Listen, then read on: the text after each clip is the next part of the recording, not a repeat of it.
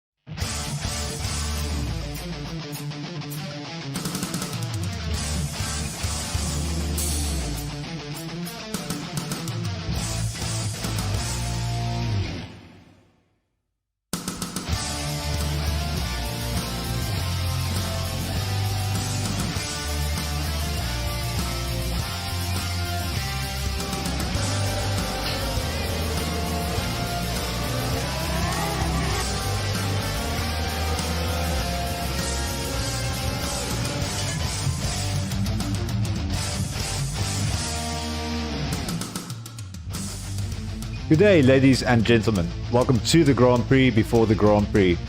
You're watching Sim Experience South Africa Formula 1 Saturdays. I'm your commentator, Jan Kirinis, and I'll be running you through today's action here at the very challenging Istanbul Park in Turkey. Designed by F1 architect extraordinaire Herman Tilke, many consider this track to be one of his best to date. The track has hosted a wide variety of racing series, as it's played host to Formula 1, Le Mans, touring cars, superbikes, and even rallycross. The track itself spans 5.338 kilometers over the course of 14 corners. 2 DRS zones will provide the drivers with some overtaking opportunities as they get a small rest from fighting the track itself. While none of the corners have names, the drivers have assigned a few of their own. The infamous Turn 8 has been aptly dubbed as Diabolica. The fast, sweepy corner with multiple apexes can be a challenge for even the best driver on a good day.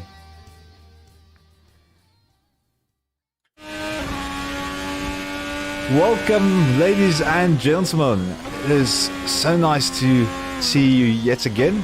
We are here in the Formula 1 cars at Istanbul Park. And I'm very excited to have you here with me. We're going to have a lovely day here and just see what the drivers can manage on this very, very tricky Turkish circuit. Lots of blind corners, lots of tricky areas, as we can see. Here, Mario is going through what the drivers have termed Diabolica, a rather tricky corner with multiple apexes. So lots of the circuit, or lots for the circuit will challenge drivers to really get the most out of their car and push the limits as far as they dare. In terms of the track, let's have a quick look here. So it's looks like a fairly simplistic track, 14 corners. While it is a long track, it does seem to have a nice little flow to it. So that turn number 1, of course, we all remember that from last year. Lots of spins there with the track, of course, not having a very solid surface. Turn 1 has also kind of been coined as Turkish the Turkish corkscrew. If you remember that corner from Laguna Seca. But a very, very interesting first sequence of corners. Of course, we are running anti-clockwise. It's a bit different than your usual setup for a track. So definitely very interesting. Then a tight few corners, turns 2 through 6. 3 through 6, and then after turn 7 you can see that lump up there, Diabolica, with its multiple apexes. It's really going to challenge the drivers. Then a sharp little left-hander bend before you've got the straight, the back straight, small little kink, and then you've got the DRS zone, so overtaking opportunities there, and then ending with a few what you can call squiggly corners there at the end of the track. I think that's also kind of part of Tilke's recipe, if I can call it so. Looking at the weather, 8 degrees Celsius in the air, so very good running temperature for the engines. 26 degrees Celsius on track, so lots of grip available. The tires won't be dying at the end of the first lap, so this is a bit of a higher wear circuit, especially due to that Diabolica corner, turn 8. So definitely going to be some respite for the drivers. Looking at the championship standings, so Marius Skuman currently leading with 61 points. Roman Duggan just behind him, 53 points in the AlphaTauri. Another AlphaTauri, Corne Breed, in a solid third place, well, joint second, also 53 points. Then Gerard Pretorius for Alpine, 42 points. Dennis Mitchell, 38 points. Gideon Jonker, 30. Gert Snijman, 28. Philip Minnaert, 27. Joshua van Rensburg, 27.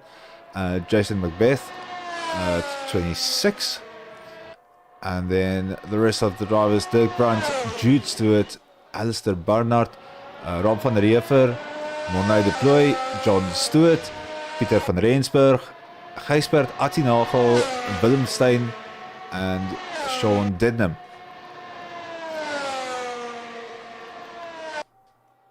So I don't think a lot of the drivers here have run Istanbul Park.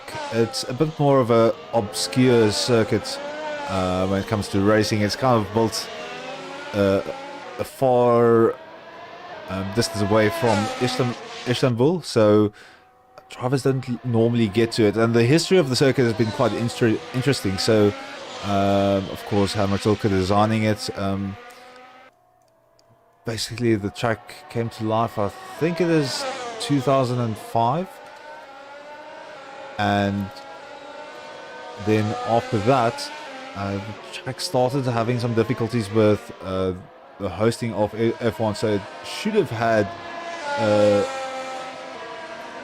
a contract for at least, I think it was 15 years. So yeah, from 2005 until 2011, I was running the Turkish Grand Prix for Formula One.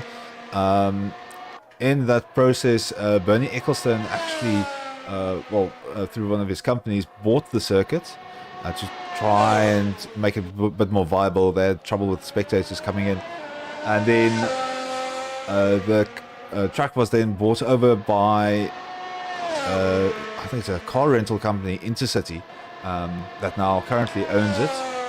So we've seen the return of the circuit in 2020, and of course we're running it tomorrow. We've already done qualifying, so it's nice to see this track back. It's a bit polarizing in whether drivers like it or not. Ooh, and in the background, that was a bit of an ugly shunt for one of the Red Bulls.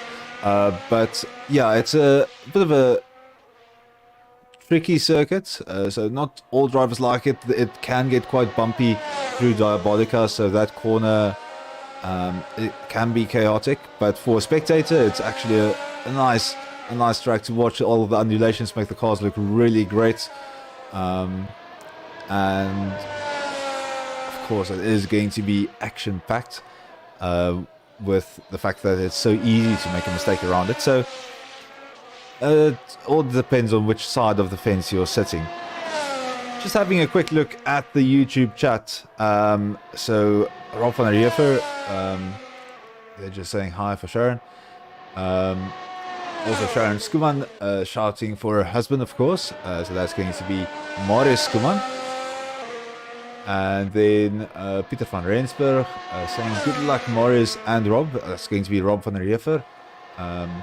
So he's in the YouTube chat and in the race at the moment. So we'll see if he's actually on track at the moment. Yeah, he's now enjoying himself. So in the number 11, that is going to be Perez's Red Bull. Definitely a fine choice there from him. Also, Joni Lee Moss saying go Rob, gooi Milis. So nice to see some support for all of the drivers around the year. If you are in the chat, feel free to say hi. It's always lovely to see who's supporting which driver. Just to see who is out there for these guys. And the racing hasn't started yet, but we can already see some of the drivers just practicing their overtakes a little bit. So that's Rob van der Heever getting overtaken there, and that would be by Marius Skuman. So Marius Skuman being ready for the race, trying to see where he can pick out a few cars where it's maybe not wisest to do so. So yeah, everyone getting going quite nicely. It's a bit of a smaller grid night. It's been a bit of a challenge preparing for these races and then different league races. Dennis Mitchell running the number 33 for Max Verstappen. So obvious which driver and team he supports there. Currently practicing out on the C4s. So we'll see whether that's going to be something that he is going to want to run for qualifying, or if he's just trying to dial in some fast laps, get the rhythm going, and just get those synapses in the brain firing all over the place. Someone who's running a bit of a different tyre is going to be Raymond Duggan. So he's practicing on the C3s. That might be an indication of either his race or qualifying strategy. That is most probably not going to be part of it. Getting a little bit squirrely there on the backside. Quick recovery to the track, so no harm, no foul. That's a bit more of a difficult one to recover from. Someone needs to tell Duggan we're not doing a rallycross race.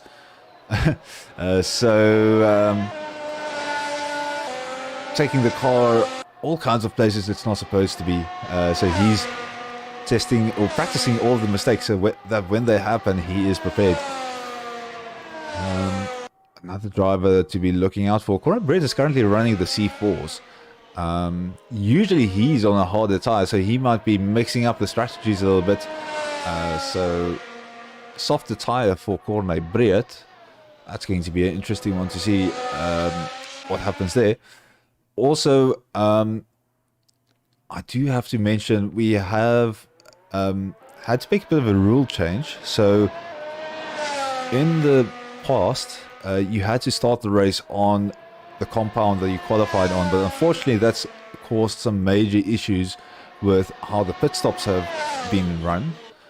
So basically what happened was the tires would be swapped out for the start of the race, and that would completely confuse the pit crews and basically just erase any recollection that they would have of your defined race strategy. So we've ditched that just so that the drivers don't have to scramble in the pits to tell their pit crew exactly what they want.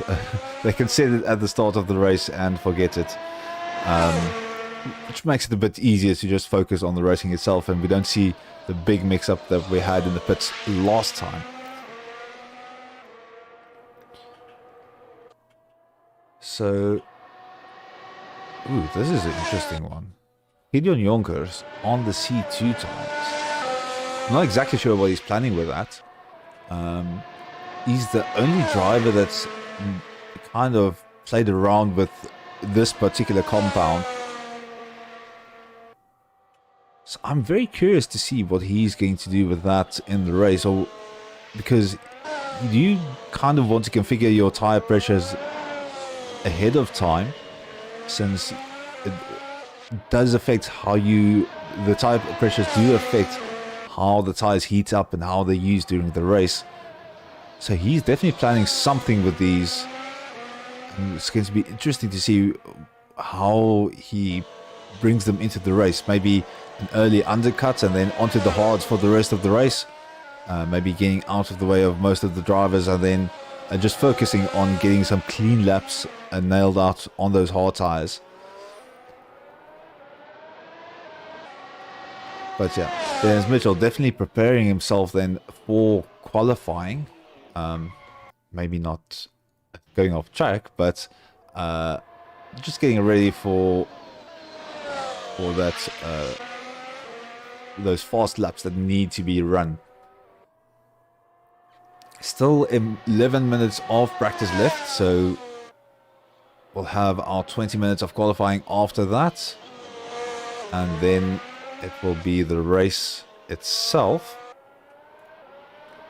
So we're going to be running 31 laps, and it's going to be interesting to see how the field manages. It's a smaller field, so it's going to spread out quite rapidly at the early stages of the race.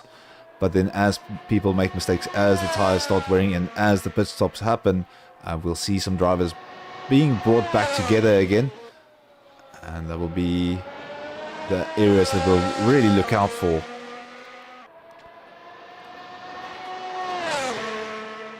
For now, Brits is just having an awesome time going around the track, just getting his rhythm in, and he's putting up some very respectable times.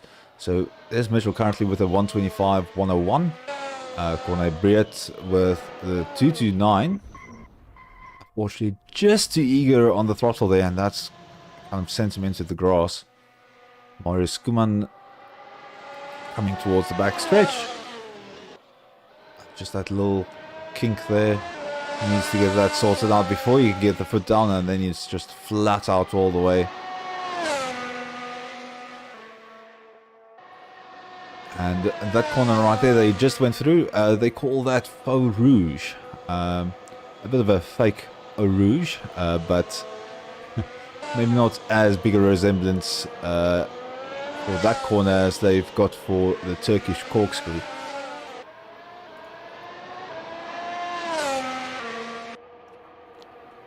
So, just going to see if there's someone that I didn't really keep an eye on. Rob van der Heever in the 127s. So a bit off base with the leaders, but Dennis Mitchell, Raymond Duggan with the surprising 124. Just as I look up from my timing sheet, I see him sitting right there at the top of the board. So a bit of a screamer of a lap there for Raymond Duggan.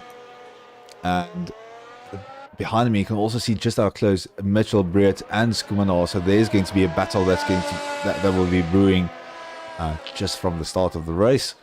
And then I think for Jonkers, Van der Heever, and Gijsbert, it's going to be a question of consistency over speed. Because while you can be fast, you need to be fast for a long time.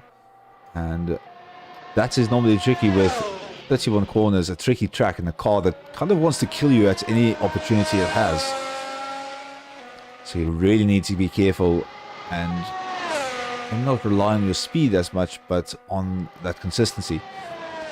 For the guys up ahead, as Mitchell also goes into the 124s,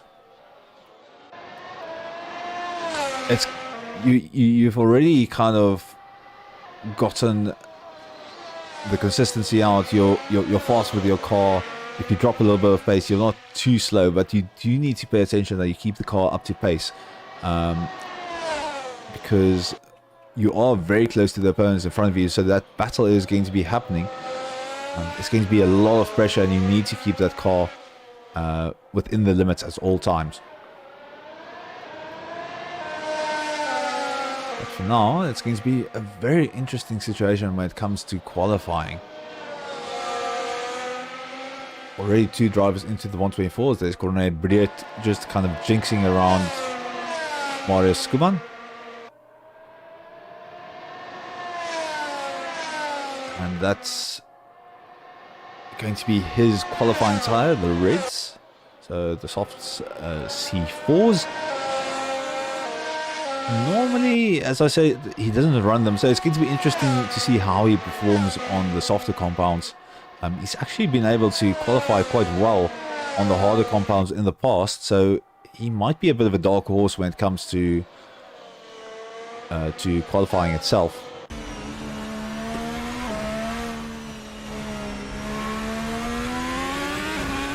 Yeah, too much happening at the moment. Cornbread improving his time slightly, of course losing it there through the first sector. And that's going to be the trick, is really get that consistency up and going.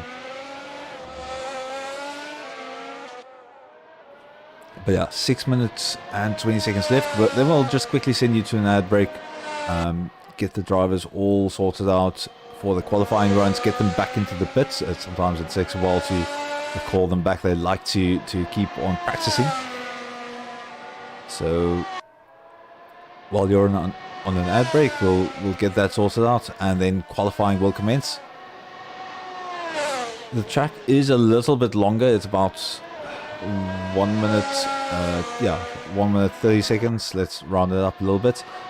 Per lap, and you need to do quite a few of those to really get it nailed, because it's so easy to make mistakes around here. Just need to be careful that you don't damage the car. That's going to be the one crucial bit. So either some of the drivers are just going to pop out for a banker lap and then start nailing out some faster laps on their own time. Or they might just try and go all out right from the get-go, but you just need to be careful they don't run out of time too easily. But thankfully, there's not going to be too much traffic on the circuit for them. So they can generally just pick and choose when they want to go out, leave the gaps nice and big, unless they want to try and steal a bit of a slipstream from one of the drivers on the straights. Just don't expect your opponent to be as kind to allow that. Ooh, and unfortunately, Conrad Brea just overcooking it there on the throttle, just getting the foot down while the car is still turning, and that's going to be a bit of a tricky one. Whereas Kuman now fancies himself the C3 tyres, the mediums, and just getting used to them. So he might be practicing his race strategy. So something with the medium tyres. It's going to be interesting to see whether he might do a half-half split for the race, or whether he might be going medium and hard.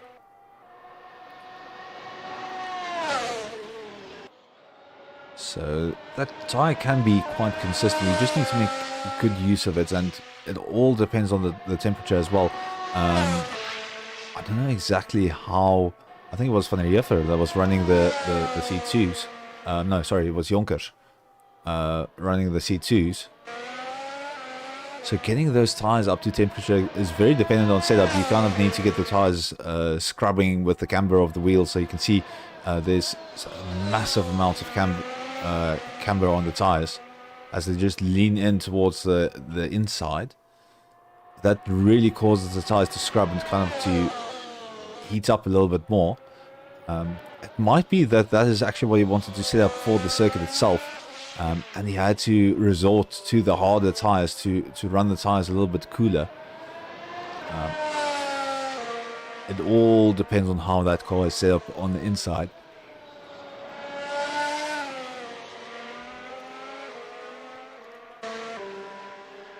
So Connor's Brea's camber looks a little bit less aggressive, so that might be why he's able to run the softs. Of course, these softs don't need to last long, it's just for qualifying. So you can really just go and knock out a few laps, get the times up, and don't worry too much about your tyres degrading.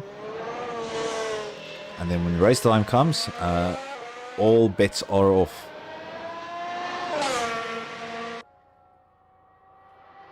So, still a few drivers sitting in the pits at the moment. Currently we've got Rolf van der Heever coming out of the pits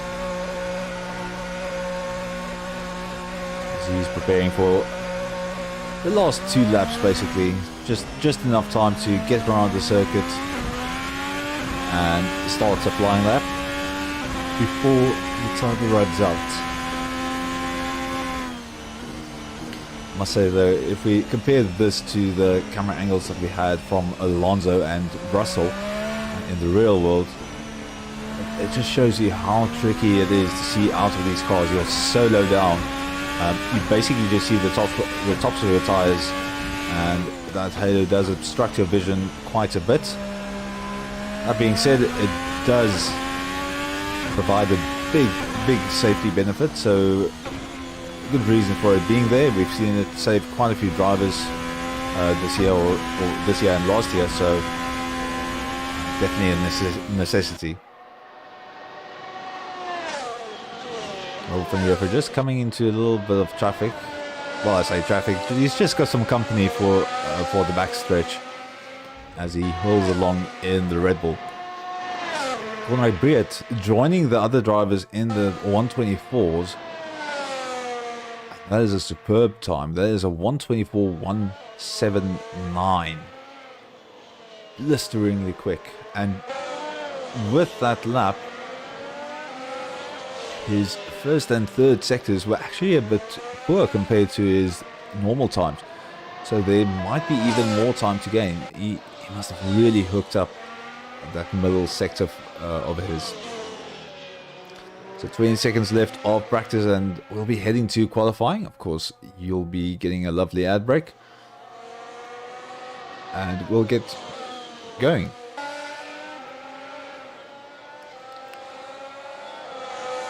So most of the drivers back into the pits. Marius Kuman still fancies himself a little bit of practice. So checkered flag is out. The session will be ending. So I'll send us to an ad break, and I'll see you when we return for qualifying.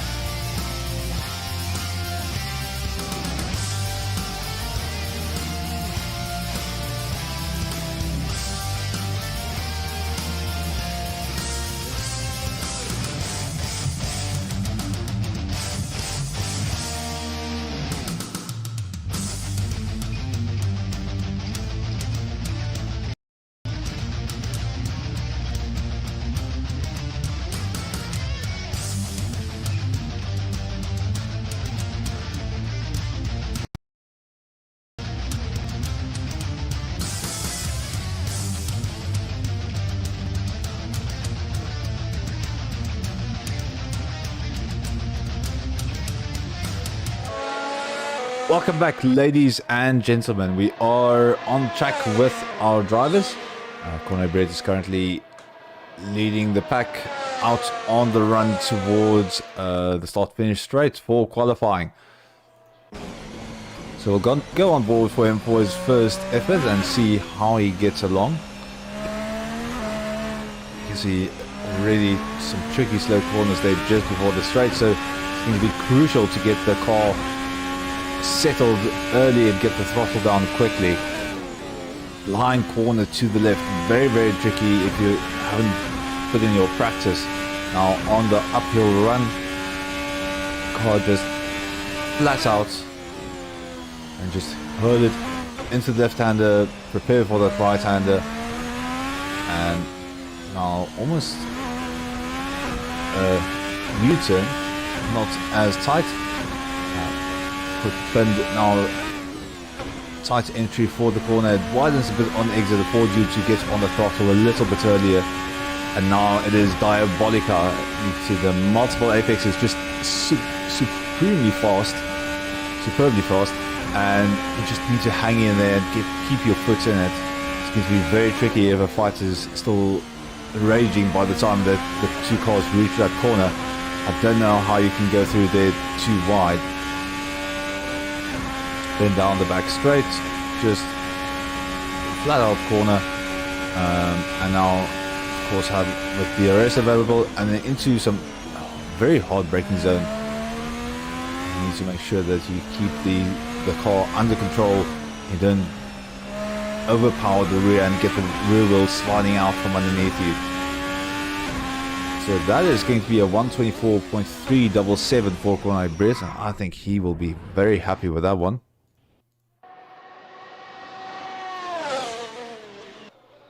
It's actually the only driver that really got a good lap out from right off the bat. Although I do see Gijsbert Atinagel with a 127.982. That's going to be very close to what he did during practice. So he's also done well for himself. Another 127 for Gideon Jonkers, who outperforms Atinagel and places himself nice and high. Marius Kuman 143.399, still getting used to the track. I found himself in a little bit of a spot of bother. Rolf van der Heever is going to come across the line and get going with his flying lap.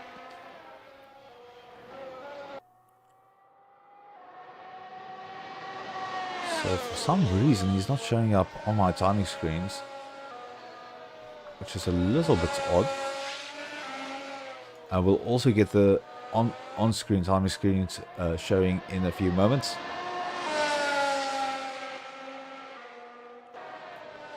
But Rob van der Heever flying under the radar and unseen by the back end timing screens. That's quite interesting. So Peter van Rensburg also joining us now for the qualifying session. Wonderful livery there for the Williams car. Of course, George Russell's number 63. So he has some big shoes to fill. He's going to have some fun doing it. Looking around the track to see if we've got some fast people. And indeed, Gijsbert Atinagel is absolutely flying at the moment.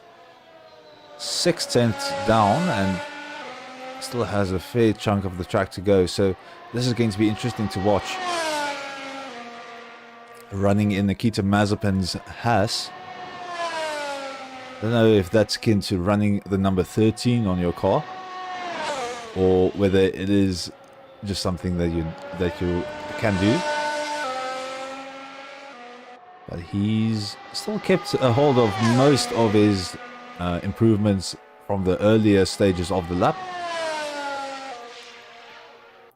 But he needs to be careful now through the final sector, not lose too much. That's a very slow entry, but it all depends on what kind of exit he does get. And that's going to be a great exit. That is 3/10 in the bag. That's going to be closer to a 127 flat, so he's kind of making it a bit more difficult to get past that fourth position if anyone still needs to post some qualifying times. Rob van der Heever not on a particular fast lap at the moment. Cornay Brett still on his out lap. Gideon Jonkers has found a second and a half. I'm not sure how, but he has found a huge chunk of time. He's barreling down the back straight on, oh wow, C2 tires, hard tires, no less. I'm not sure if this is a definite strategy or whether he might have just not been comfortable switching to a softer set of tires. But Gideon Jonkers is qualifying on hard and finding massive amounts of time. We'll see where that brings him across the line, and that's going to be into third position. Well, maybe there is a bit of a secret behind the hard tires. He's going to go around a few more times. 125.258. That's a very respectable time around here. So he's definitely making that number 55 Ferrari work. Carlos Sainz's Ferrari, if I'm not mistaken. If I'm not finding that much time yet. Tinagel in the pits, so he still has a bit to do. Corne Briat finding even more time. I'm not exactly sure where he's found the time. He currently has 2/10, almost 3/10 in the bag. Superb first sector there, going purple. So definitely shows why he's found that time. Now he just needs to execute a similar middle sector as his fastest lap. So he's coming up to the back stretch now, and not many corners left to stand in his way. Lost a bit of time there on exit, still 2/10 in hand.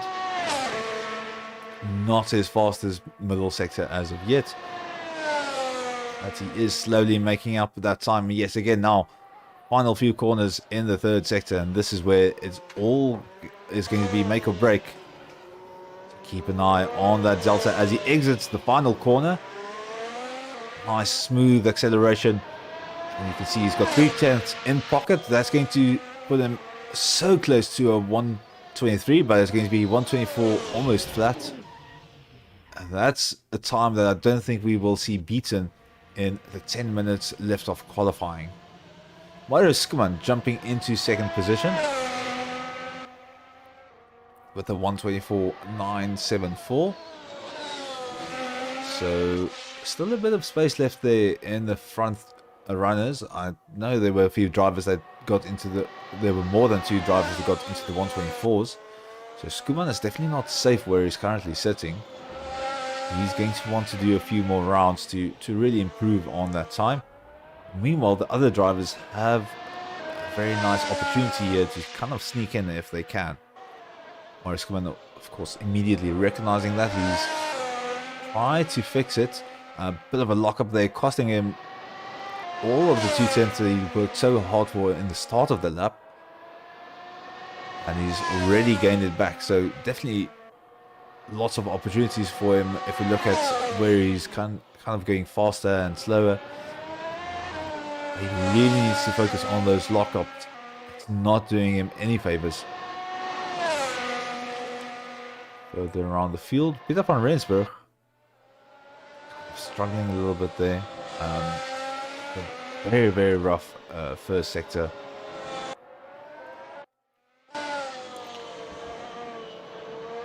I think we might have just missed a bit of an incident with Skuman, as he's lost the second from when we last looked at him. So definitely not his lap.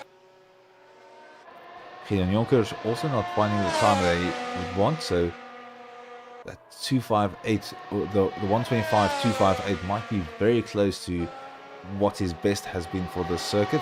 Raymond Duggan very close behind him, 125.288. Still needs to make the rounds to get a better time in. He's just a hair's breadth away from Jonkers in front of him, so he's going to be absolutely gunning it to get to that position in front of him. Just another quick look at the YouTube chat. Again, if you want to support your driver, give a shout out to them. Feel free to do so. And then we'll try and pass it along as the stream goes on. Dennis Mitchell, 2/10 improvement, just caught him doing that, and that's going to put him into the 125s. That's going to be a 125.236, just a little bit faster than Jonkers. But just look at that. You can throw a blanket over Mitchell, Jonkers and Duggan with only a 10th between all 3 of them, or surrounding all 3 of them. So that is extremely close there for 3rd position. And I can imagine them really fighting for that until the very end. Yonkers, unfortunately, no improvement yet. I'm also having a bit of a rough lap. As well. Someone to look out for. Corner Briet was doing very well. Fortunately, lost it in the last few corners as we switched to him. He was purple in the first 2 sectors. Those final corners just getting the better of him. So he's going to have to recharge his battery and set up for another qualifying lap. Meanwhile, Morris Kuman finding 2/10. Still improving. So we'll see where he ends up as he goes down the back straight. And now the final few corners. He's lost a bit of time there in the middle of the straight, but it's again all going to come down to this last few corners. These last few corners, you need a very, very good exit out of this. He is going to find a small improvement. Is it going to be enough? That's going to be minor. Not going to do much. So Skuban just making sure that he stays in the 124s. You can see the front 2 runners 124, 124, and then the fight for 3rd position is going to be done in the 125.2s. Now this is interesting. So we've got Gideon Jonkers with Dennis Mitchell right behind him. Gideon does not want to be giving a toe to Mitchell behind him. So we'll see where Duggan is in relation to the cars behind him. So Duggan is kind of on his own at the moment.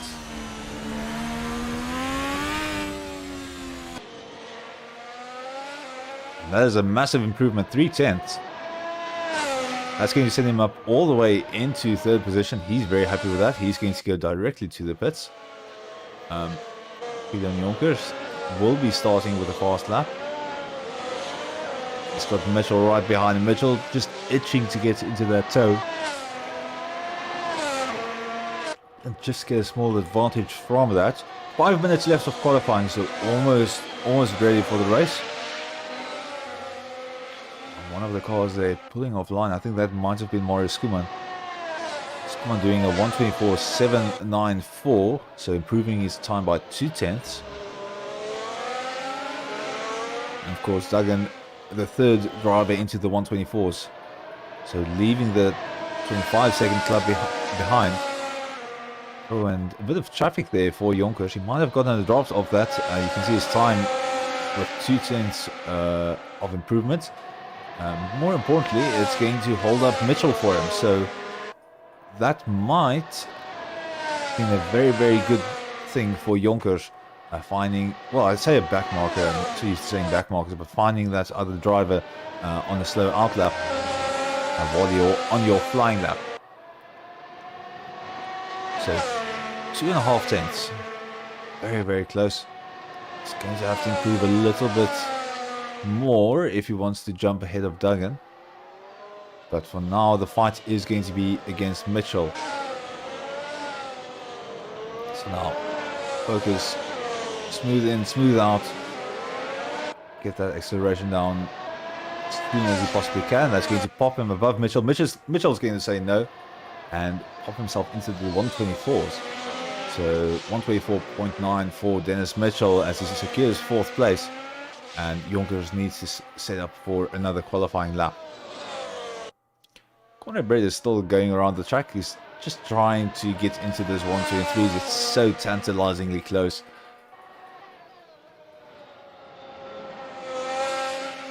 Ooh, and that is just pushing it a little bit too far. Those tires are not going to be happy with that. So he'll be heading back to the pits, or just maybe practicing, continuing practicing and doing the rounds. Or Skuman on an out lap, so he's setting up for a lap right here. So comes across the line, and he's got a good exit out of the previous corner, so he's set up for a screamer of a lap. Only on the brakes then. That first corner is so tricky not to lose time. Now into turn number 3, 4 and 5. And you can see just how the car really has to deal with those undulations and how it moves about.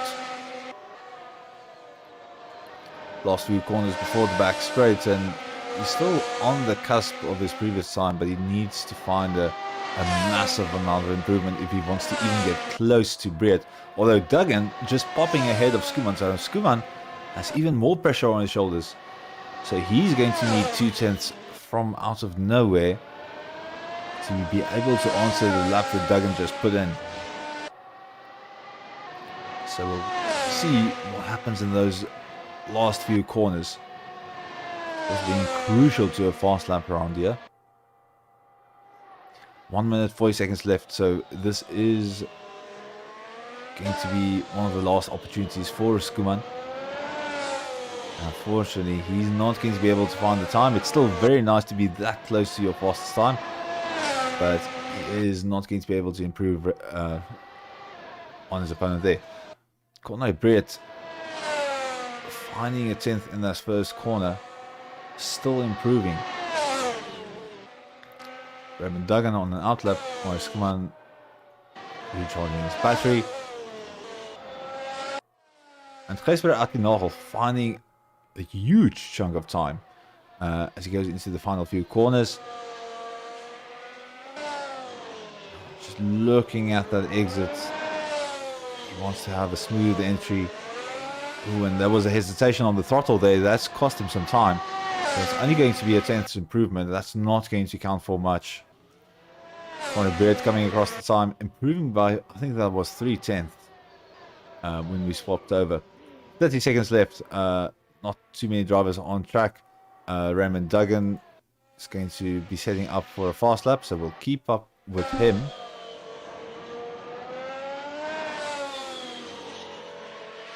"19 seconds left. Is he going to be able to make it? Yes, he is. So Duggan setting up for a fast lap here. We'll see if he's able to maintain the speed. But early on the brakes into that first corner. Mario Skuman is also out on the circuit still. And he is really going to be fighting for this one. Ooh, and that's unlucky. Failure on the brakes there, and unfortunately he's had to abandon that lap.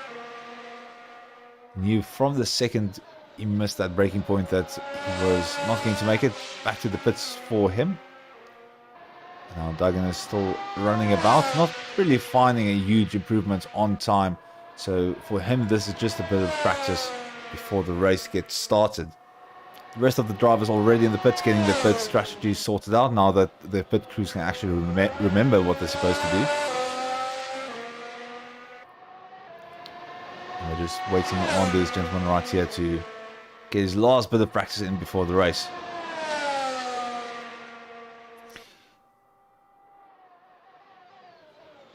Last few corners, and we'll see if he heads into the pits. Heads in a different direction, but there we go, into the pits with him. So I'll send you to a quick ad break, and then we'll be right back with the race itself.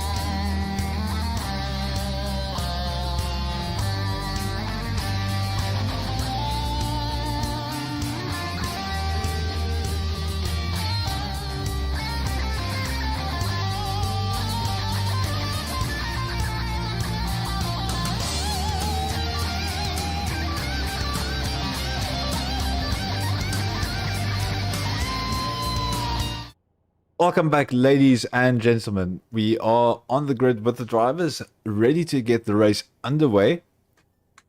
So we're just waiting for race control to give us the go-ahead with the lights. So sitting out in pole is going to be Corné Breed, Raymond Duggan next to him. Then we've got Marius Koeman, Dennis Mitchell, Gideon Jonkers, Gijsbert Attinagel, and Pieter van Rensburg running out the grid in 7th position. We've got our lights out. 6 lights are on. Lights out, and we all get going. So massive spin there for Raymond Duggan off the line. He's immediately got Dennis Mitchell right next to him. Marius Koeman moving up to 2nd position. Massive start for him. Gideon Jonkers, you can see they're sneaking up a few positions in the back. A massive start there for Marius Koeman. Corné Breed just holding on to his position at the moment as the fighting erupts behind him. Gideon Jonkers into 3rd position from his start. So that's a 2-position game for him right at the beginning. Absolute rockets out of the starting blocks. Dennis Mitchell unfortunately losing out there. Bit of a rough start for him, so he's had to keep out of trouble, and that gave him a few positions to drop. But out in front, Corné Breed running away with this already with a good sizable lead right off the bat as they go onto the back straight. 9 or 8 tenths in the hand for him. Koeman is not going to make it easy though. And on the softer tyres, Koeman is going to have a bit of an upper hand for these first few laps.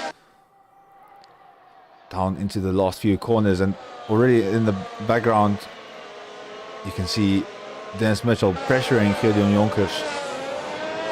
So he definitely wants that position back, but Jonkers is going to make it very difficult for him. He's going to fight tooth and nail to keep hold of that position. Into the 2nd lap, and already massive changes up and down the grid. Jonkers running a little bit deep there. That's going to cost him a good chunk of time. You see Dennis Mitchell already 4 tenths away from him, so very, very close. Jonkers, of course, on the harder tyres, running a longer strategy. Unfortunately, he didn't really get the memo about the rules change, and he thought that he had to qualify on the tyre that he wanted to run on. So we know for a fact that he wants to run on the harder tyre and run a longer strategy. Possible splash and dash near the end, or maybe swapping out those tyres for some softs. That might be something that he's looking at. Out in front, Marius Koeman putting the pressure on Corné Breed. He knows he needs to gain track position as soon as he can. He's got the better tyres right off the get-go, but he needs to capitalize on it. He can't just sit on them and wait. He needs to get that pass done if he wants to keep hold of the track position. Gideon Jonkers defensive on the inside. Dennis Mitchell not finding an answer to get past him. So Jonkers making it very, very difficult and making that Ferrari as wide as he possibly can. Dennis Mitchell now has to see, can he get this done on the straight? It's going to be a little bit short. He backs out and falls back behind Jonkers. So Jonkers just absolutely driving the wheels of the Ferrari, and unfortunately commentators curse as he pulls side by side with Dennis Mitchell. They are going to be fighting for position, but I think Mitchell made the pass work there. Still, Jonkers is fighting back. You can see he's very close to the back end of Mitchell there. Unfortunately, Mitchell getting the jump on him as they get barreling down one of those mini straights. Further behind, Gijsbert Attinagel, and a bit of a battle here with Rob van der Heever. Probably one of the few times you'll see a Haas competing with a Red Bull. But yeah, of course, in sim racing world, everything and anything is possible. So he is chasing down Van der Heever for that position number 6. Marius Koeman still hanging behind Breed, just enjoying himself a little bit and getting used to Breed's strengths and weaknesses around the track. absolutely barreling towards the first corner. You can barely see the car in front of you as he's obscured there by the halo itself. So you really need to be careful that you don't accidentally brake too late and run into an opponent. It's a little bit more tricky to follow with these cars. You can see Brett there really opening up the line for himself, taking a very wide line. That just allows you to carry so much more speed through the corner itself. Mario's very late on the brakes there. Possibly overslowing the car a little bit, but it all depends on what the driver's trying to accomplish.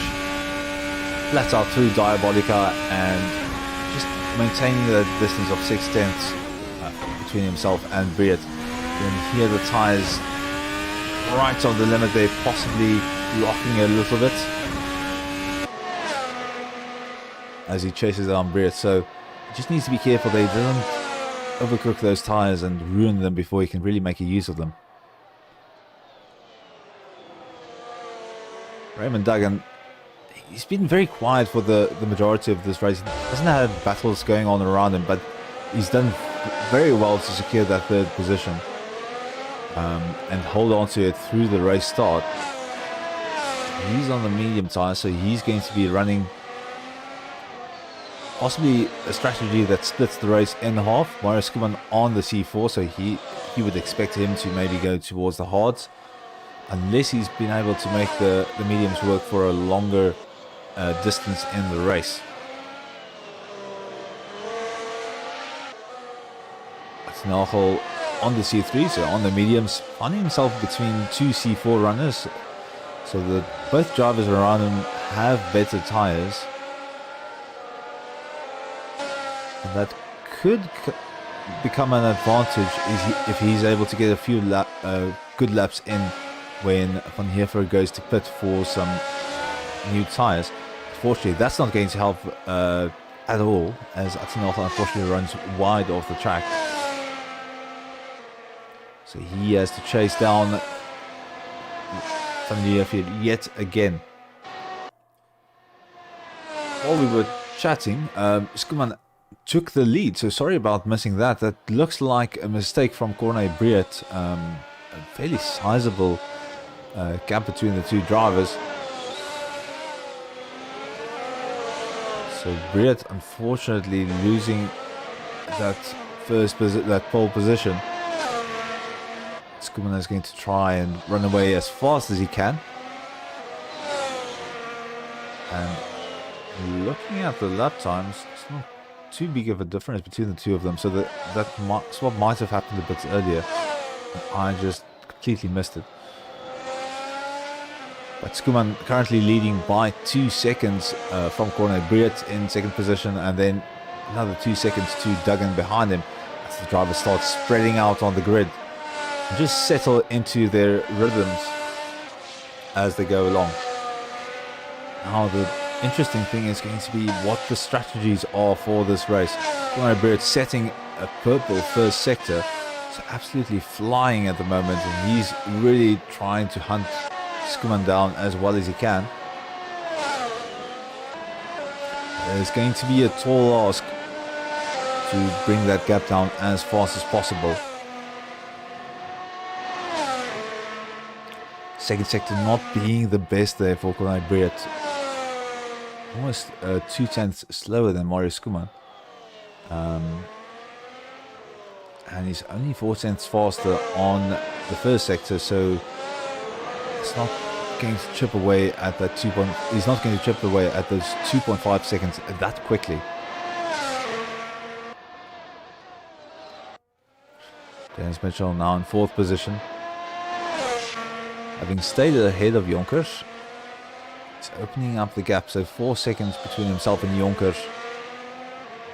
He's now chasing down Duggan in front of him, so doing his utmost best to close down that gap. We are 7 laps into the race, or busy with the 7th lap. So around the third mark, we can probably expect to see some drivers coming in for early pit stops, maybe for some kind of undercuts. And track position can be a prized thing on the circuit. It depends on which kind of driver you are, but I mean, some of the places the cars are already so much on the limit that it's just not possible to overtake. But the straights do offer a good opportunity, so I don't think the undercut might be as powerful here as it would be at something like a street circuit. So I'm very curious to see what the drivers have up their sleeves. Someone that will be keeping a keen eye on is Gideon Jonkers, who's running on the C2s. So you also noted in the game chat that he didn't know about the rule where he didn't know about the rule change where you no longer need to start the race on your qualifying tire. So we know for a fact he wants to run the C2s quite badly. If he's really willing to sacrifice a qualifying for it. So he's going to be running very, very long on these tires and then just having a nice rapid dash on low fuel levels on the softs. And that might prove quite useful. So very, very clear overcuts coming from Jonkers. Yeah, we'll see what happens. Paceper Atinagel is starting to close in on Rob van der Heever yet again. And we've got a bit of a position swap. That is Duggan, unfortunately, going off track. So that's let Mitchell and Jonkers by. And now Rob van der Heever is right on his tail.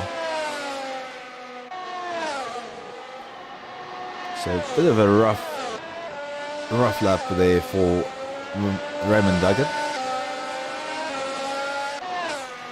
He is on the C3 tyre, so it's not going to compromise his strategy too much. He needs to build up that confidence again. It's so tricky with these cars to really get into that rhythm. And once that rhythm is disrupted, you need to find a way to kind of force yourself back into it. Because if you push quite hard, the car slides up. That is going to cause trouble. As Rob van der Heever unfortunately loses his car on the last turn. So that has brought Atinagel dangerously close yet again. Jonkers is going to have to get his head down and start to focus. Schoeman out in front, absolutely flying as he's opened up a 3.5 second lead to Briat. Now, we do need to mention that he is on the C4 tyres.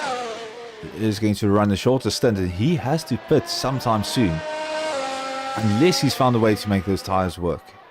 So if he's not running as aggressive a camber on the tyres, if he's not overdriving them, then they will definitely serve him a little bit longer. Or if he's capable on running on the tyres with a bit more of wear, he'll also be able to run them longer into the race. So we'll keep an eye on when he comes into the pits. It's going to be a very interesting situation to see. So, starting with lap 10. And Rob van der Heever, unfortunately a slight error, and that's let Atinagel through. So Ati capitalizing on the mistake of Van der Heever there, and he's trundling along the track in the Haas. Securing 6th position for himself. Raymond Duggan now catching up with Gideon Jonkers. This is a move they will try and get done as quickly as possible. But we already know that Jonkers does like to defend nice and hard. So he is going to have his hands full quite a bit. So right there on the tail of Gideon Jonkers, has to tuck out. Fortunately not able to get the move to stick. Now falling back behind. You can see there now onto the back straight, so through Diabolica. It's so difficult to follow through there. You need so much downforce on working on the car to keep that car under control. So Duggan just keeping his nose slightly in the draft. now into the last few corners. So this is where Duggan has the opportunity to close down the gap a little bit. You can see he's trying to poke the nose up the inside, trying to look for an opportunity. Oh, and that is unfortunate. So Duggan just hitting the wall there. And if he's got wing damage, that's going to be unfortunate. He's going to have to do another lap of that. And he's got him going yet again. So Raymond Duggan unfortunately losing quite a few positions there. And he's got Gijsbert Atinagel within sight of him. So things unfortunately going from bad to worse there for Raymond Duggan. Tough race. Now I'm back at the front. Marius Skuman, 7.4 seconds lead. As he just holds the car down the track. So he's in a very comfortable position at the moment. I can think that his wife shouting out there is very, very excited. Just absolutely flying. Of course, going a bit on the harder tire. Different strategy, and that's going to be what's very interesting. So Mario is still not pitting yet. He's going to try and stretch this as close to the middle of the race as he can. If he can do soft medium, that will be very, very favorable for him. So you do still need to run two different compounds in the race.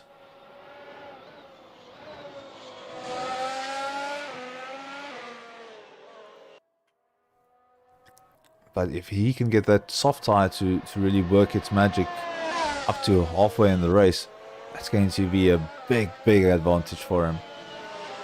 Dennis Mitchell in the Red Bull in third position, kind of sneakily getting there with Raymond Duggan making a few mistakes. So Mitchell has kept the car in a nice position, and he's got clean air in front of him and behind him, so he just needs to get the foot down, keep the consistency up, and start smashing out those laps.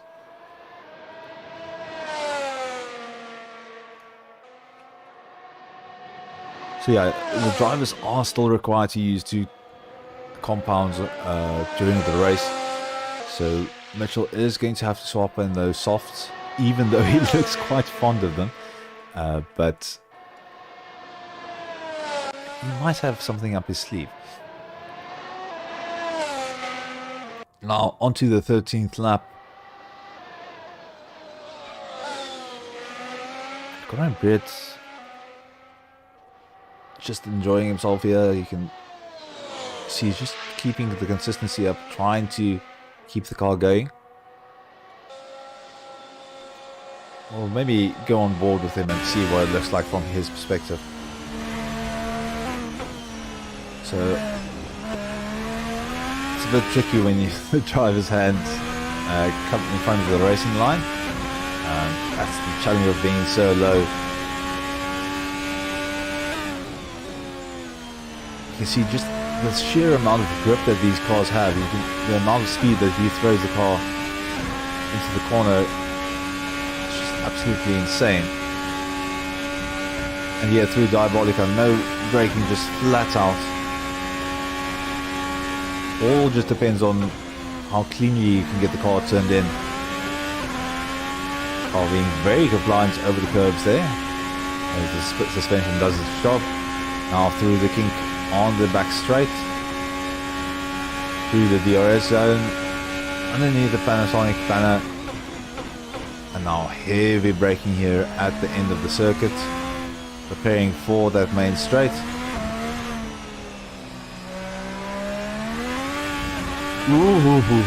And stressful moment there for Conor Britt as he almost loses the rear end of the car. That could have been very bad for him. Mitchell would have been right on top of him if he had smashed into a wall or something. So Conor Britt now has to recover from a bit of a scare there that just had on the last corner of the lap.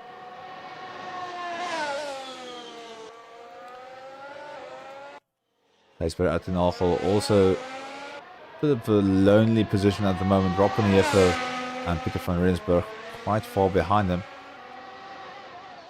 And he's not that close to Raymond Duggan in front of him. So lots still to happen, but it is a bit spread out for the drivers. Marius Kuman still holding on to the soft tires.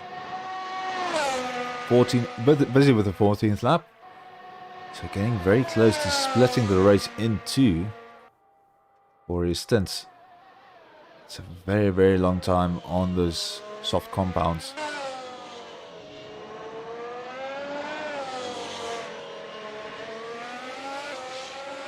I also suspect I might know what Raymond Duggan is up to, but it is a bit unorthodox, so I'm not going to mention it on the stream. But let's just say he might have found a bit of flexibility in the rules in regards to pitting. We'll see. I'll inform you a few minutes ahead if that is what he's doing. Marius Kuman is just not going to let go of those tires. He's running nice and long. Although Rob van der Heever also on the softs, and Peter van Rensburg behind him, also making the softs work quite nicely for him. He is a bit further back, but as we saw from the qualifying times, they really just want to keep it consistently. As you see, Rob van der Heever there slowing the car quite a bit. He's into the pits, so that is the first pit of the race that we are seeing. So coming in for some fresh tires.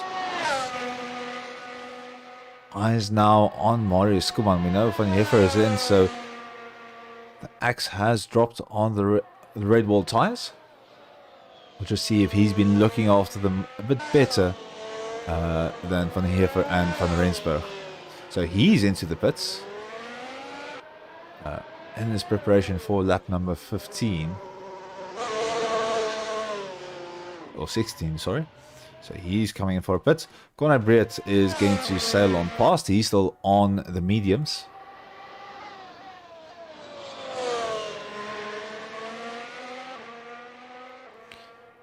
As he goes through the next few corners. Dennis Mitchell is now on the start-finish straight. Marius Kuman is going to come out in front of him. So Kuman definitely in the top two positions at the moment. We'll now just need to keep an eye on Breet when he pits and how things go for him. So currently Marius Kuman not setting the fastest sector times that he has before, but he just needs to get some nice fast times out for the next few laps, while the tires are still nice and fresh, while he's got some temperature in them. He needs to really capitalize on that.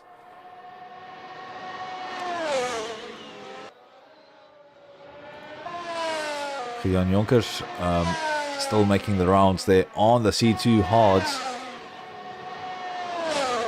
and this man has got a bit of a devious strategy in mind. Possibly. We'll see what happens. Otherwise, he's just really enjoying those hard tires, running them as long as possible.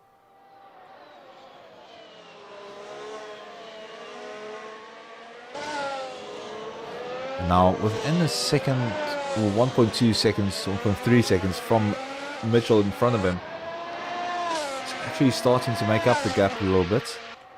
1:27.291. That's a nice fast time there from Jonkers.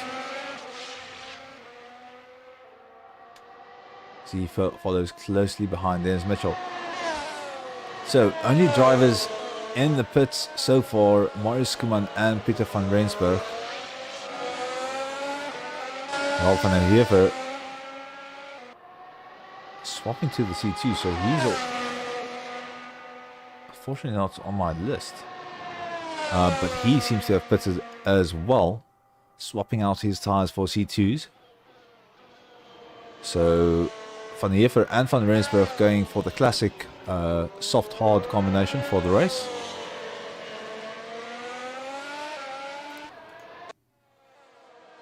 Gijsbert Aknagel Also still just enjoying himself. Mitchell is starting to lap a few of the cars.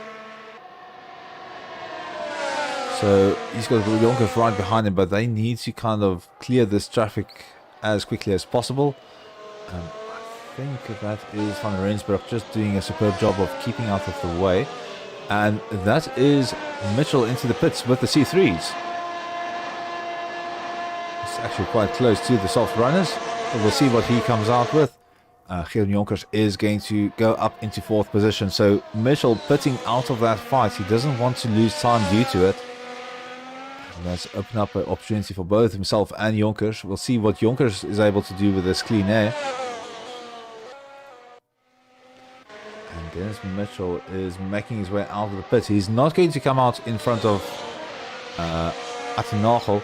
And you can see him exiting the pits in 6th position. Looking at his tires, C4s, so this man is ready to get the hammer down. So expect a few fast lap times from him in the next few laps. Beard still comfortably leading the race at the moment, but he does need to pit. And Skuman is already very close to him indeed. Now 0.6 seconds between Atti and Mitchell. Mitchell with the tire advantage, so Atti on the C3s. He might not have an answer for this. This is going to be a bit of a David versus Goliath situation in terms of the resources available to both of these cars.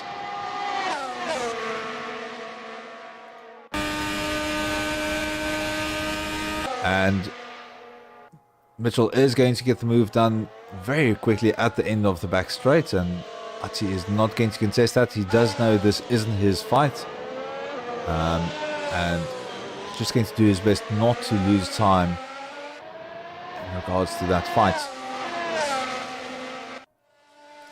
Skuman sailing around in 2nd position. Quick note, Dennis Mitchell setting a purple sector 3 time, so he's definitely getting those C3 or those C4s up to temperature and working. Gap between Beard and Skuman now in the 10-second range. So Beard needs to get a move on if he wants to keep ahead of Skuman, but Skuman is bringing that gap down. Beard into the pits with the C3, so he's probably going to come out with C4s, softs. After this, we'll keep an eye. Skuman coming through the last corner. He's definitely going to be ahead of Briet as they exit the pits. Briet just finding that pit exit lane agonizingly slow, as he's able to get going now on the C4 tire, the soft, so he's going to be flying. Pressure tires, he's going to have to work hard to get those 8 seconds down though. Skuman has done very well to position himself that far up in the race. Running the soft at the start seems to have proven quite effective, but now Briet has a lower fuel load than Skuman had at the start on the softs, so we'll see how the drivers compare in terms of pace. Duggan and Nagel also into the pits now. And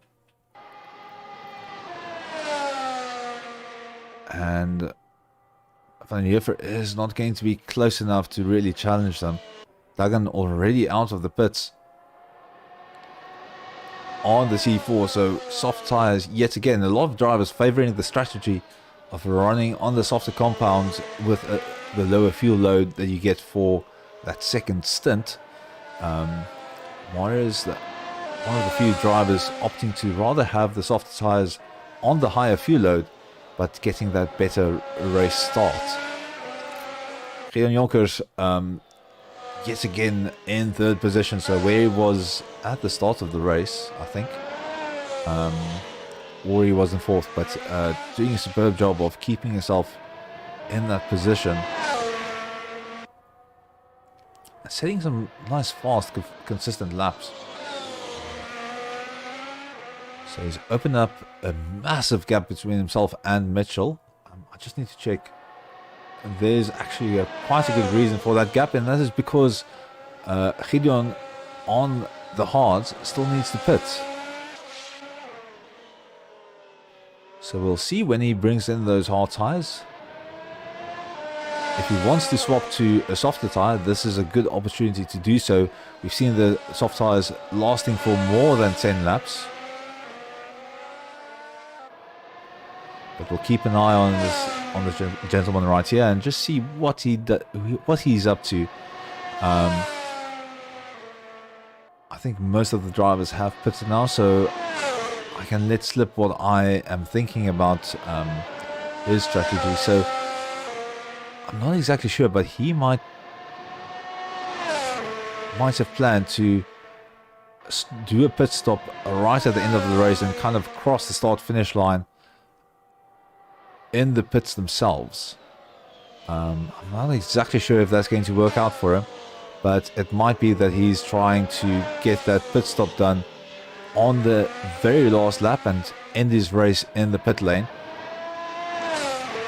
I'm not sure if that will work though. The start-finish line is a bit further back,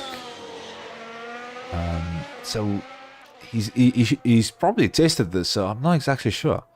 We'll keep an eye on and see whether he does the pit stop on the last lap, because that would be very beneficial to him if he's able to essentially run a nose stopper and then just do a quick tire change at the end and just kind of crawl across the line.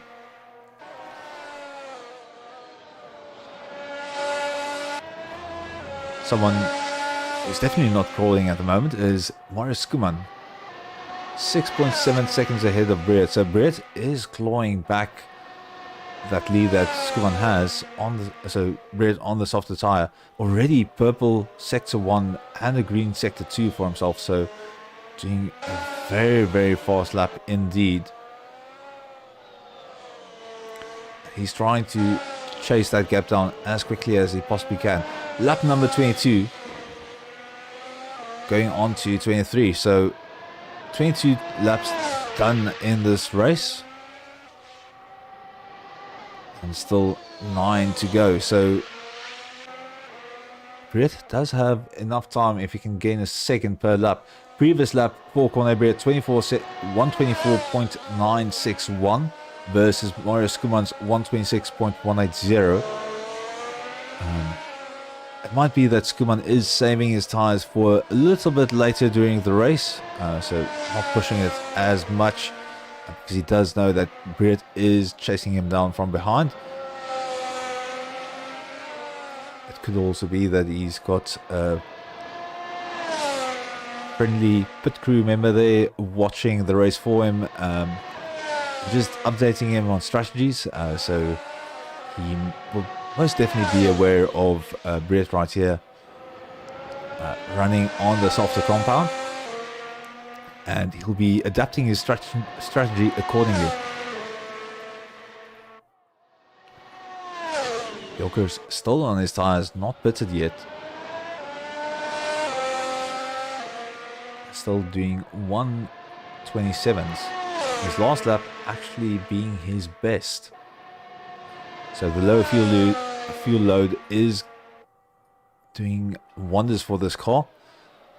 Just looking at the last few corners of his lap and seeing where he ends up after the exit. That is a 0.5 improvement. 126.566, so fastest lap of the race for Gideon Jonkers. He's just really getting those C2s to grip as hard as possible. To the other C2 runners, Gijsberg Akinagel a bit in no man's land. He's got Rob van der Heer for a small amount down the road from him, so he does need to keep moving. But he's going to have these tires right until the end, unless he incurs some damage. Rob van der Heer also on the hard tires. He's got Atinachel tantalizingly close. 4 seconds down the road, he'll probably be able to see the car down the straights. Maybe a bit far ahead of him. There, off in the distance, you can see the car of Atinachel. It's not too close, but definitely within reach. Mario Skuman now has to clear a bit of traffic, and Briet bringing that gap down to 4.4 seconds. So Skuman now needs to get a move on. Oh, and unfortunately he's gone off the track there. He's rejoined right in front of one of the back markers there. I think that is going to be not Peter van Rensburg, Rob van der Heever that he joined in front of. So that was a narrow avoidance there. Could have ended badly for both drivers involved. And now Corne Briet smells blood, 2.3 seconds ahead. He would have seen that sudden drop in the relative, and he knows that now is the opportunity to really get his foot down. Unfortunately, this is not the Red Bull. Unfortunately, this is not the car that he wants. So he's going to just stream on past the Red Bull of Van der Heever. Now set his sights on the Alpine of Skuman. 2.3 seconds down the road is not much. Skuman is also going to be pushing his car quite hard. And in the rear view mirror, he's going to be able to see Briet. So the pressure is starting to mount. Lap number 26. So only a handful left before we get going. Raymond Duggan with the purple first sector. Absolutely flying at the moment. We'll see what he does with the second sector, but looking at his relative, is relatively quick. So 4 tenths down the back straight. So green second sector for Duggan. And now last few corners for him. So let's see how neatly he can get through these. So nice and tight to the apex. Little bit light on the throttle. Now just getting that car thrown into the corner. Nice and fast exit. He's gaining some time. That's going to be 2.5 tenths in the bag for him. So 125.616 for Raymond Duggan.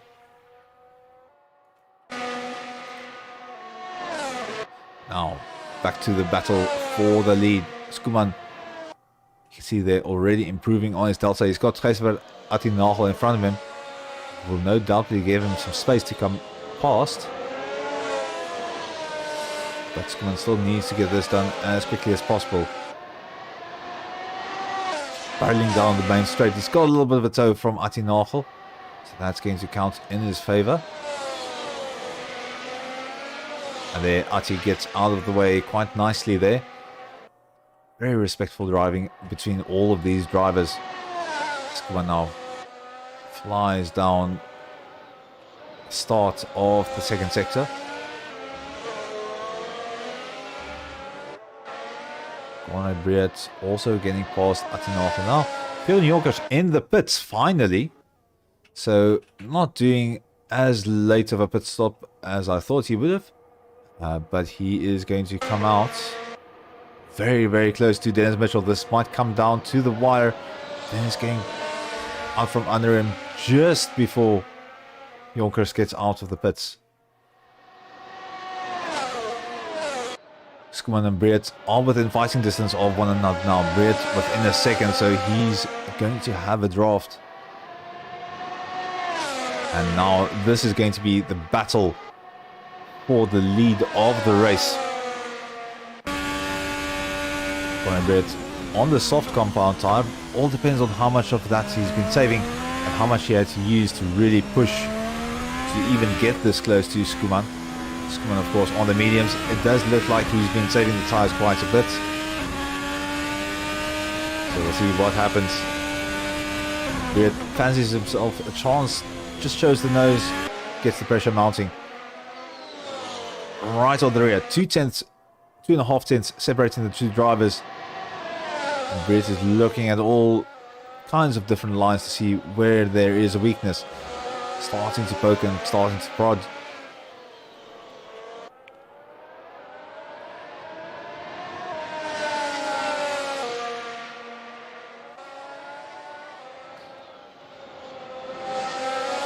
Pressure mounting here for Marius Skuman.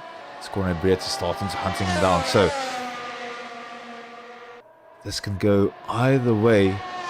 Skuman with the advantage of his track position, and Brett, of course, possibly having those tires in his back pocket, but it all depends. And Skuman just needs to ride this out. He wants to kind of make Brett work for it, make him take a while, because the longer that Brett sits behind him, the faster those soft tires are going to wear. So Skuman just needs to ride this out. Brett, of course, knowing that there is a bit of urgency in the matter, he's going to be aiming to get on the job as quickly as possible. Just a quick look. Jonkers right on the rear of Mitchell now, so 4 tenths between the two of them. Jonkers closing down the gap quite nicely down the back straight, side by side into the last few corners. So who is this going to be? So Jonkers late on the brakes and has gotten ahead of Mitchell for now.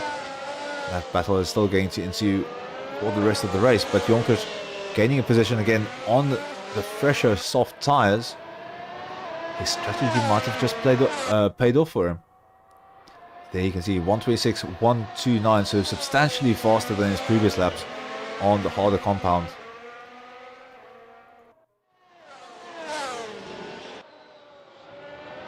Corne Brett still trying to find a place to get past Skuman.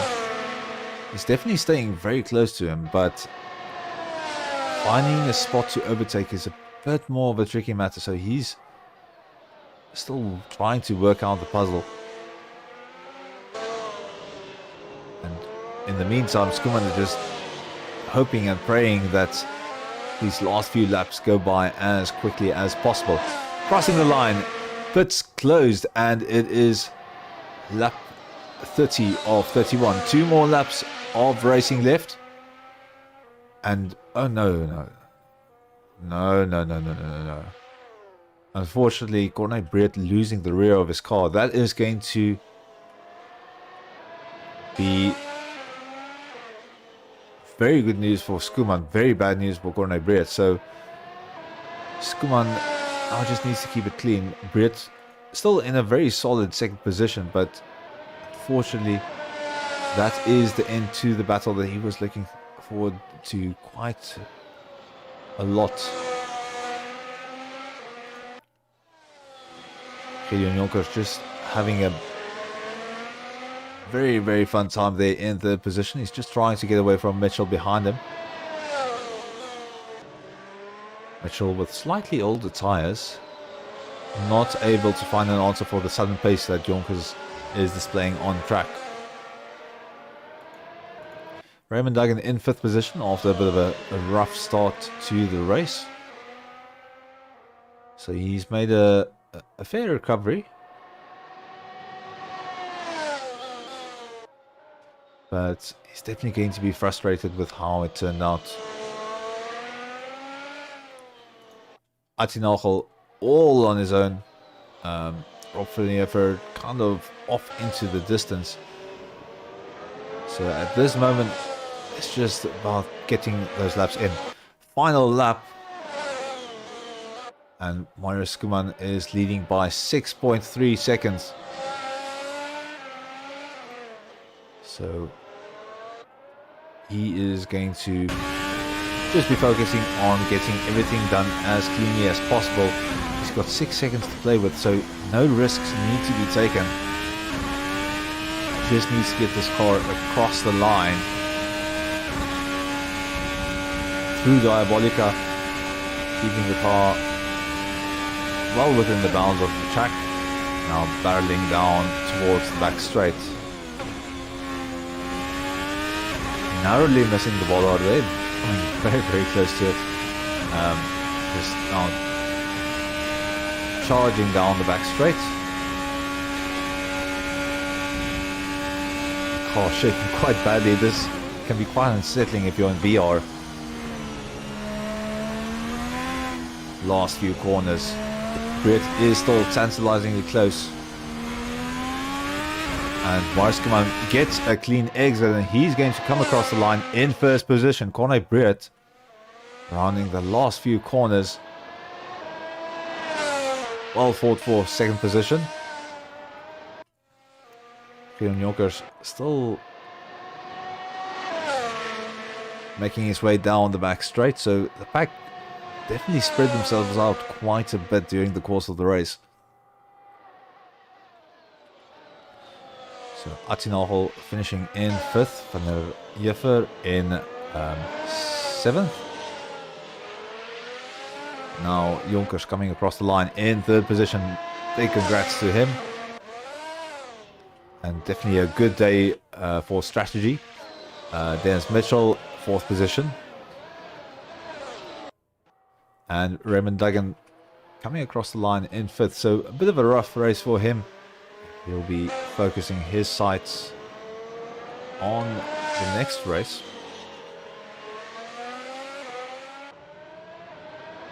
So next race, of course, being in Texas, Circuit of the Americas. And we've got our drivers all doing some victory donuts or burnouts. I think Leon Jonkers completely burnt through his tires. So I'm going to see if I can quickly find a few of the drivers, and then I'll be back to you shortly with some interviews.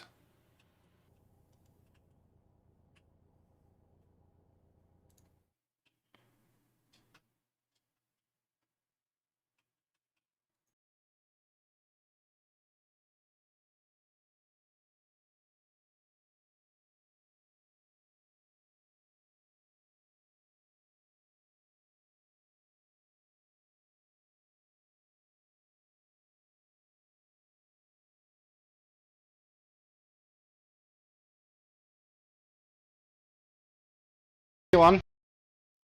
Hey Marius, welcome, and just massive congrats there on the race win. That was a very, very tough race there all the way to the end, but you kept your head cool and you kept it consistent. What was that like from your side? Wow, it was a bit stressful because I knew Corne had a lot more pace than me. I only saw his qualifying runs this afternoon, and I was quite surprised to see he's almost a second faster. But yeah, in the race, I just tried to be as consistent as I could, not make any mistakes. He was actually catching me at some stage at the end, and that's the first time I actually decided to use the hot lap mode on the NGUK, because I had enough battery saved up throughout the race. So I hoped it would be enough for the last 4 laps, and luckily Corne also had a little bit of a spin again, I guess, because I just saw him drop off. But yeah, I feel very, very happy. I can definitely see or hear that. And then in terms of the pace, both of you were running different strategies. Brett opting for the C2. Oh, sorry, yeah, the C2 tire. Sorry, the C3 tire at the start, and then swapping over to the C4. And you, of course, opting for the faster race start with the softer tire. Was that your intended strategy, or were you just going for the fastest tire that you can run as early possible? Johan, I usually go for the softer tire in the first stint because I feel that there's more grip and less wear on the tires for the second grip. The second stint. So usually it cancels each other out if you do it properly. But I must say I'm quite pleased with how the harder tire worked out for me tonight, because usually I'm a bit slower. But yeah, the pace was quite close to my optimal race place. That's always good news, and that kind of showcases that you're keeping that consistency up. From your side, any shout outs, people that have been supporting you? I know there's a special person that has. Yeah, my wife, Sharon. Thank you for always supporting me and helping me. And yeah, just the rest of the team, SRE, good luck for the next races. We missed quite a few of our guys this evening. I think real life took over a bit, but yeah, hopefully they'll be back to join us soon. Yeah, it's going to be nice to see them back and see them back on the grid. Thank you so much for your time, Marius. Thanks, Sean. I'll quickly grab one of the other guys there as well. Sharpshoot. Cheers. Cheers. Welcome, Coordinate. Just want to quickly turn you up. You're quite soft at the moment. That was a bit of a rough end to the race there for you, but massive fight there right up to the end. And congratulations on the second position. How was that for you? Thanks. Yeah, so I had the pace, and as always, I start off with a harder compound to go longer. I'm scared that if I go in early, I get stuck behind traffic in the longer runners. So that's my thinking about my strats. And then, I spun into the second last corner. Unfortunately, left it, and that's where the position changed. And yeah, then it was a comeback from there. But with the tire differences between me and him, in the first stint, he built a gap. And then when we swapped tires, I closed the gap again. And I noticed he was quite slow through T1. And every time I thought, let me get as close as I can. Then I saw that didn't work. Then I thought, let me try and build a gap. And I thought it was going to work, but then I put the tires onto the green stuff. And as you know, there's no grip there. And I spun. It's basically a new edition of Frozen once you get onto the green stuff there. But yeah, the tires really kind of worked in your favor up until that point. I mean, you were charging him down with those with the soft tires. Marius, of course, being on the mediums.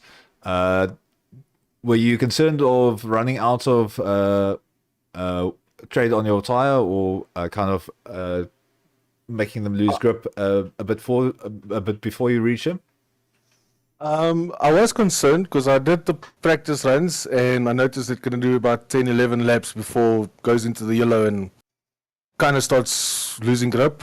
And I thought, well, if I can keep up with the pace, then I actually went into the pits a lap earlier than I planned. So yeah, towards the end, I was concerned about the tire life. Yeah, massive job well done for getting into that position in the first place. You were really piling on the pressure there. And yeah, again, just unfortunate about that turn one spin, but that is unfortunately kind of the curse of racing. Good things happen and bad things happen, but yeah, you were definitely keeping us guessing with that strategy of yours at the start. I kind of wondering where you were going with that, but it turned out quite well for you. Yeah, Marius was also running low downforce, so it was difficult for me to catch on the straights. So I had to make it through the corners to time up. And yeah, just trying too hard, obviously, spun out. Yeah, it's always difficult when you've got that bit less downforce from following someone so closely, and then you need to go into a heavy braking zone. It's so easy to lock up on that initial application of the brake. Oh, yeah. From your side, any people supporting you, any people that you want to give a shout out for? Yeah, the usuals. There's a couple I think is watching. So shout out to all of them. Righty then, you've heard it. To the usuals, thank you so much for watching and joining us. Kone, thank you so much for your time, and good luck in the preparation for Circuit of the Americas. I was just about to ask whether you've raced on it before. Not in a Assetto Corsa, but in the older F1 2019 games. When I used to play that, I raced that, but I hate that track. It's a bit of an ominous message then for the next race that we've got. Thank you so much, Cornay. I'll relieve you from the room. Hope you have a lovely evening, and again, congratulations.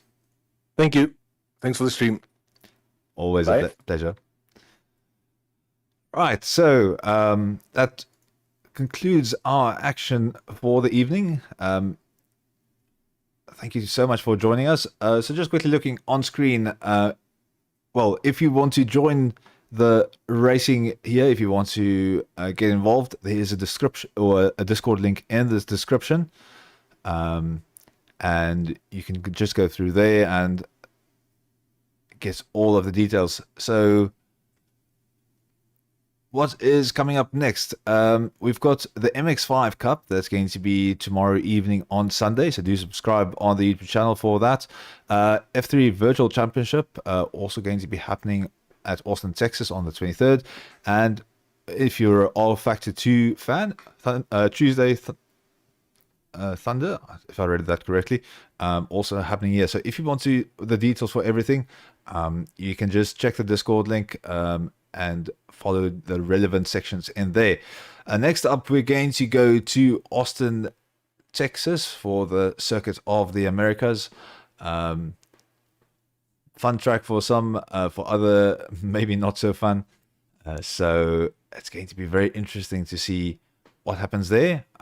So always on the Saturday after the qualifying, 8 o'clock, we are here with the F1 Saturdays. So feel free to join us. And then for the rest of the weekend, I hope you have a lovely weekend ahead of you.